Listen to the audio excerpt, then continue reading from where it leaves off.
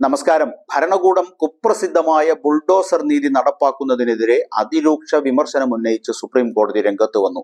Criminal കേസിൽ ആരോപണ വിധേയനായ ഒരാളുടെ വീടാണെന്ന് കരുതി എങ്ങനെയാണ് അത് പൊളിക്കുകയെന്ന് കോടതി ചോദിച്ചു. രാജ്യത്താകെ ബുൾഡോസർ നീതി നടപ്പാക്കാനുള്ള ശ്രമങ്ങൾക്കെതിരെ കോടതി ഇടപെടൽ ആവശ്യപ്പെട്ടുള്ള ഹർജിയിലായിരുന്നു സുപ്രീം കോടതിയുടെ അതിരൂക്ഷ പ്രതികരണം. Justice BR Gavai, justice KV Viswanathan എന്നിവരടങ്ങിയ ബെഞ്ചാണ് ഹർജി പരിഗണിച്ചത്. ക്രിമിനൽ കേസിൽ ഉൾപ്പെട്ടതുകൊണ്ട് വീടുകൾ പൊളിക്കാനാവില്ലെന്ന് സോളിസിറ്റർ ജനറൽ തുഷാർ മേത്ത കേന്ദ്ര സർക്കാരിന് വേണ്ടി കോടതിയെ അറിയിച്ചു. അനധികൃത കെട്ടിടമായാൽ മാത്രമേ പൊളിക്കേണ്ടതുള്ളൂ എന്നും അദ്ദേഹം പറഞ്ഞു. ഈ വിഷയത്തിൽ മാർഗനിർദ്ദേശങ്ങൾ ഞങ്ങൾ പുറപ്പെടുവിക്കാൻ തയ്യാറാണ്. ഒരാൾ കുറ്റാരോപിതനോ ഇനി കുറ്റക്കാരനാണെന്ന് തെളിയിക്കുകയോ ചെയ്യട്ടെ, എന്നാൽ തന്നെ എങ്ങനെയാണ് ആ വ്യക്തിയുടെ വീടുകൾ പൊളിക്കുകയെന്നും ജസ്റ്റിസ് ഗവായ് ചോദിച്ചു. അനധികൃതമായി പ്രവർത്തിക്കുന്ന കെട്ടിടമാണെങ്കിൽ പൊളിക്കുന്നതിൽ പ്രശ്നമില്ല. ഇതിനൊരു നിയമം കൃത്യമായി ഉണ്ടാക്കണം. നിങ്ങൾ പറയുന്നത് പ്രകാരം മുനിസിപ്പൽ നിയമലംഘനത്തിനാണ് ഇതുവരെ നടപടിയെടുത്തത് എന്നാണ്. പക്ഷേ ഇതിനൊരു രൂപരേഖ ഉണ്ടാവണമെന്നും രണ്ടംഗ ബെഞ്ച് പറഞ്ഞു. ഇത്തരം നടപടികൾ ആവർത്തിക്കാതിരിക്കാൻ എന്തുകൊണ്ട് മുൻകൂട്ടി നോട്ടീസ് നൽകുന്നില്ല?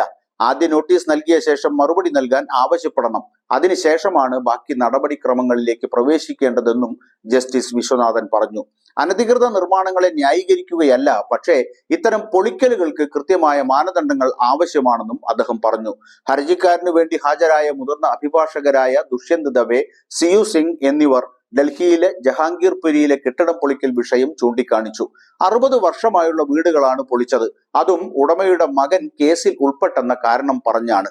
ഒരു കേസ് മധ്യപ്രദേശിലും മറ്റൊന്ന് ഉദയ്പൂരിലുമാണെന്നും അഭിഭാഷകർ പറഞ്ഞു.